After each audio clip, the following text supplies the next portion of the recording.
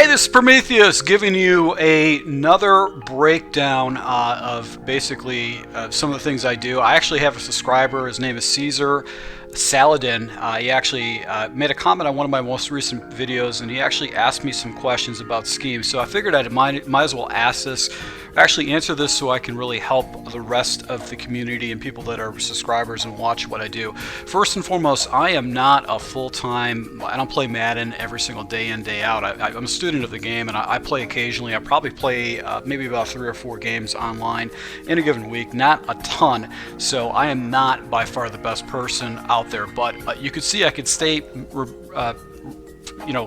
relatively competitive against my opponents, even though I only play this game part-time. I don't blast out about 30 games a week.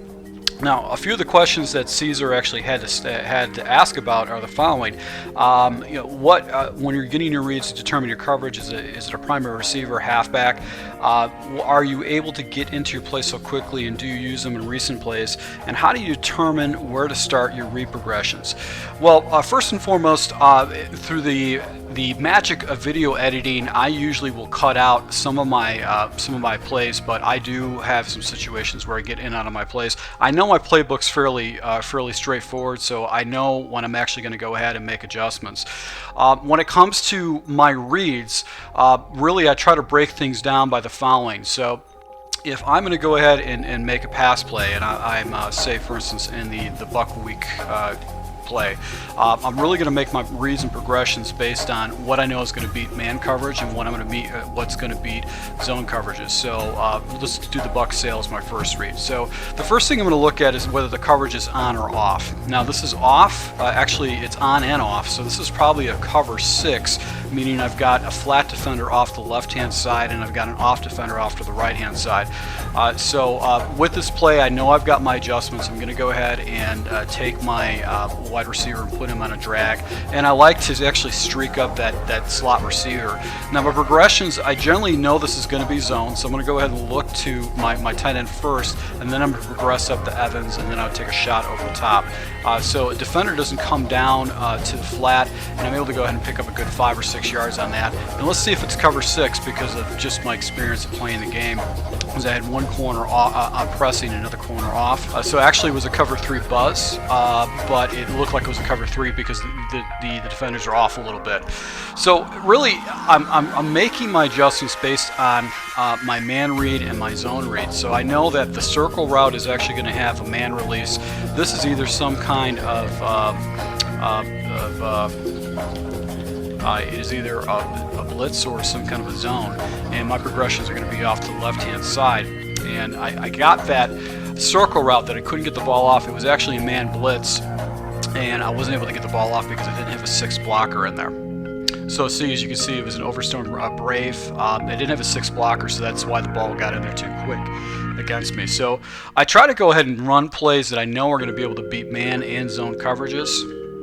And that's one of the reasons why I do use certain plays in my scheme, just to go ahead and force my opponent to actually cover certain things. So I know my man read is off to the right with Evans, and he's going to always get a free release against any kind of man coverage, or sometimes zone too. So one of the base audibles is going to be a play action flood. What I'll do is I'm going to go ahead and take the running back and put him on a wing route that I know that's going to give someone have to defend the flat, and I might take the tight end and put him down to the complemented if I've got some kind of zone. And really I'm going to be reading off to the left hand side. I'm going to be looking for that deep circle route, and if I got the coverage, I could do that. Now the smart read on this particular play was to actually go ahead and hit up top, or actually hit below to the flat.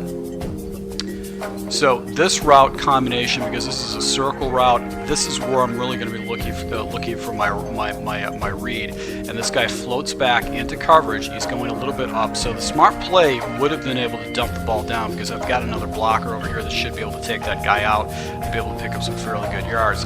But I did force the ball up because circle routes are real fluky. And if that was a good pass, I probably would have been able to catch that for a good 20 yards.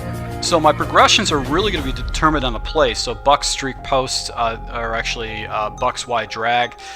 This particular play, I'm always going to go ahead and look to the flat immediately, and I've got a nice corner out with Murphy, and then I streak up my wide receiver to go ahead and clear that out. Now when he goes into the flat, I'm going to go ahead and take that immediately, because if you force your opponent to defend short routes, he has to start coming down with coverages, and that can open up your game deep. If you're not using four verticals in your game, you need to prom it, because it is a standard stock audible. A good thing too, if you want to go ahead and figure out a man beater, is you can go ahead and take this outside wide receiver and put him on a hitch on a hook route, and then you've got a man beater with the running back. And if my defenders follow up, I know I've got basically man beaters that you can see. So I didn't get rid of the ball quickly enough. I was trying to force it to the running back, but let me show you what I mean by that. Now, since I hooked this guy up, basically what I'm going to do is I'm going to look for any kind of a defender to float back into the area, basically taking away that hook route because it's off coverage. So he should get a free, if I rifle the ball right before he turns, he's going to get an easy completion. Another read that I have, another way if I was going to go ahead and look for another man beater would be the running back over the middle.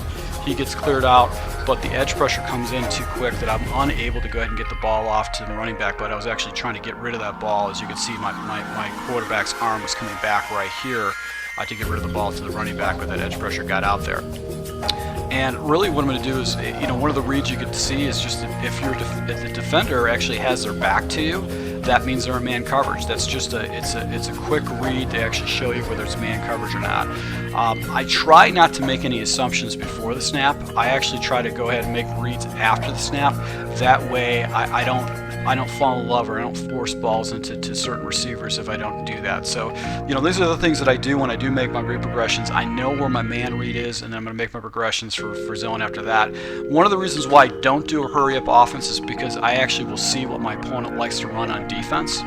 And if that's the case, then I know I can start picking him at the tendencies. If he's running cover 3 consistently, I know I can be able to hit him in the seams. I know there's certain areas going to be flat or going to be wide open. So that's why I do not run a hurry-up offense, primarily because it gives me information for me to be a little bit more understanding on it. A good foundation of scheme is basically running multiple plays out of the same playbook. One of the things you don't want to do is you don't want to go in and actually call basically, you don't want to call plays that are a part of your audibles. You want to call base plays. Never waste calling plays that are part of your audibles. So let's just go into one of my favorite formations, which is the gun wide trips. As you can see, these are my audibles, or these are my audibles right here. So stick, inside zone, 4 verticals, and the play action flood. So I'm never going to go ahead and call for 4 verticals as one of my plays, inside zone, stick, or play action flood, because I can get to those plays. If you watch my gameplay, I use the 56 trap. I also use the shovel option, and another pass play that I'll actually use is going to be the Bucks wide drag.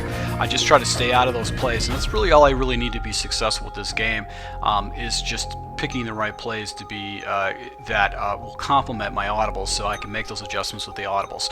So Caesar, I hope this helps a little bit as far as like what I do, what are my schemes.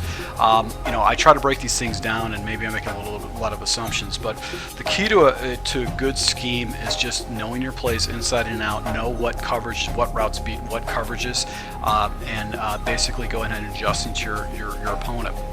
I like to use the huddle offense, where I go into huddle every play, because I want to see what my opponent is doing on defense. That way, if I start seeing tendency where he runs a lot of zone, if he starts running a lot of zone, one of the things I can do is I can hit him with a draw play. A draw play will actually eat up zone very effectively, and it's just another thing he's got to think about. So I hope this helps. If you are new to my channel and you like this video and you're looking for tips and strategies, you can see how I play against live opponents. I break down schemes and run the schemes. I also break down schemes on defense, and I run those against live opponents. You can see where I make mistakes, misreads, or just get some bad luck against my opponent. So to all my subscribers, I really appreciate your support. If you're new to my channel, hit the subscribe button, hit the like button if you like this kind of content, and once again, until next time.